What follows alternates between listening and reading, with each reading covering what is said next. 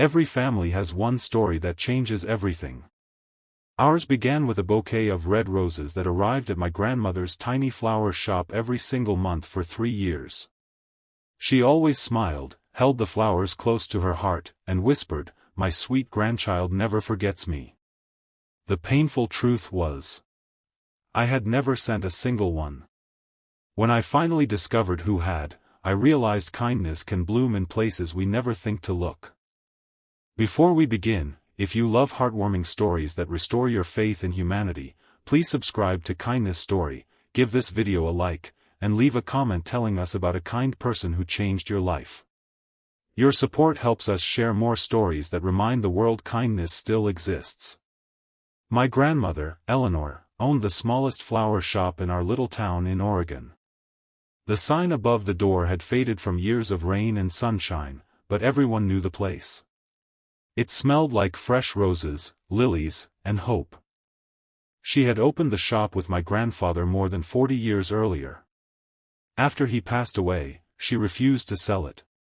She said every flower reminded her that life always found a way to bloom again. I lived nearly 6 hours away because of my job. I called every weekend and visited whenever I could, but life became busy. Sometimes weeks slipped by before I realized how long it had been since my last visit. One Saturday morning, I walked into the shop carrying coffee and pastries. Before I could say hello, a delivery driver entered with a beautiful bouquet of 12 red roses. "Delivery for Miss Eleanor," he said with a smile. Grandma laughed softly. "They're from my favorite grandchild again." She looked at me with so much love that I simply hugged her. "Thank you, sweetheart." I froze. I hadn't ordered any flowers. I almost corrected her, but the happiness on her face stopped me. She spent the rest of the morning arranging the roses in her favorite crystal vase. Every customer who entered heard the same sentence. "My grandchild never forgets me." Watching her smile felt worth every misunderstanding. The next month, it happened again. Another bouquet. Another unsigned card. Another grateful smile. Again, she believed they were from me. I searched my email, bank statements, and every flower delivery account I owned. Nothing. Someone else was sending them. For months, I couldn't figure it out. Finally, curiosity got the better of me. One afternoon, I waited outside the shop before the delivery was scheduled. The same driver arrived. After Grandma carried the bouquet inside, I quietly asked him who had placed the order. "I'm sorry," he replied kindly. "Customer information is private." I nodded.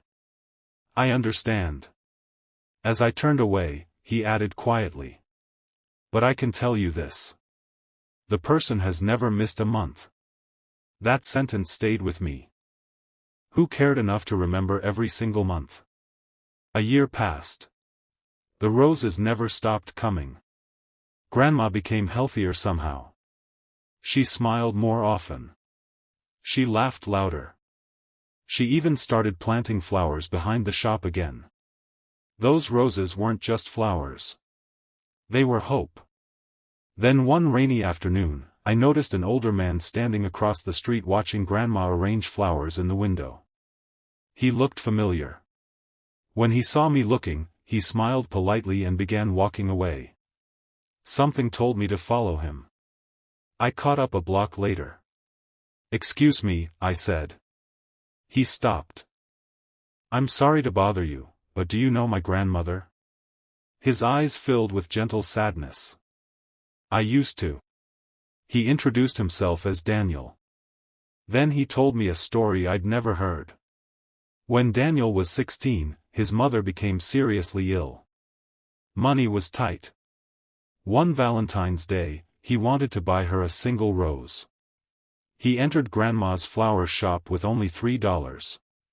Back then, Grandpa was still alive.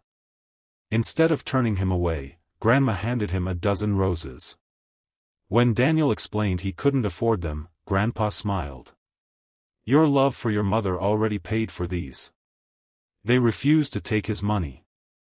His mother cried when she saw the flowers. She passed away only weeks later. Daniel never forgot that kindness. Years later, after building a successful construction company, he returned to repay the favor. He learned Grandpa had passed away. So instead of paying back the money, he created something else. Every month, he ordered roses for Grandma. Anonymous. No recognition. No thanks. Just kindness returned. I stood speechless. For 3 years?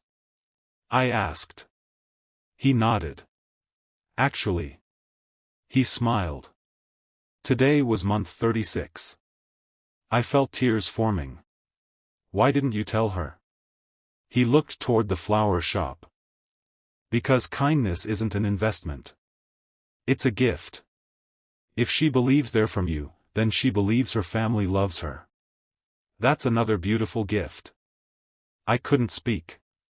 All those months I had worried about the mystery. Meanwhile, a stranger had quietly been keeping my grandmother's heart full. A week later, Grandma became sick and had to spend several days in the hospital. The flower shop stayed closed. On the second day, someone knocked gently on her hospital room door. It was Daniel. He carried 12 fresh roses. Grandma looked confused. I'm sorry, she said. Have we met? Daniel smiled. Many years ago. You once gave a scared little boy flowers for his mother. She stared at him for several seconds. Then recognition slowly appeared. Oh my goodness. The roses. He nodded. Grandma began crying. So it was you. Daniel took her hand. You taught me that kindness should never end with one person. It should keep growing. You planted something in my heart that day. I've simply been watering it ever since. There wasn't a dry eye in the room. After Grandma recovered, she insisted Daniel join us for Sunday dinner every month. He became family. Not because we shared blood. Because we shared kindness. The flower shop changed too. Grandma started placing a small basket near the register with a handwritten sign. If you can't afford flowers for someone you love, take them anyway. Someone else already paid. Customers who could afford it quietly added money to the basket. No names. No credit. Within months, hundreds of bouquets had been given away to grieving families, lonely neighbors, teachers, nurses, veterans, and people simply having a hard day. One act of kindness from decades earlier had grown into thousands of acts that touched lives all over our town. Grandma often said flowers never solve every problem. But they remind people they aren't alone. She passed away peacefully at 92. On the morning of her funeral, something incredible happened. People filled the church carrying roses. Red roses. White roses. Yellow roses. Hundreds of them. Many were from people we had never met. Each person shared a story about how Grandma's kindness had changed their life. As I looked around, I realized love leaves seeds everywhere it goes. You may never see them grow. But one day, they bloom in ways you could never imagine. So if someone crosses your path today, offer a smile, lend a hand, write a kind note, or simply remind them they matter. You never know how far one small act of kindness can travel. Like a single rose, it may brighten one person's day today, but years later, it could blossom into hope for an entire community. And that's how kindness changes the world, one heart at a time.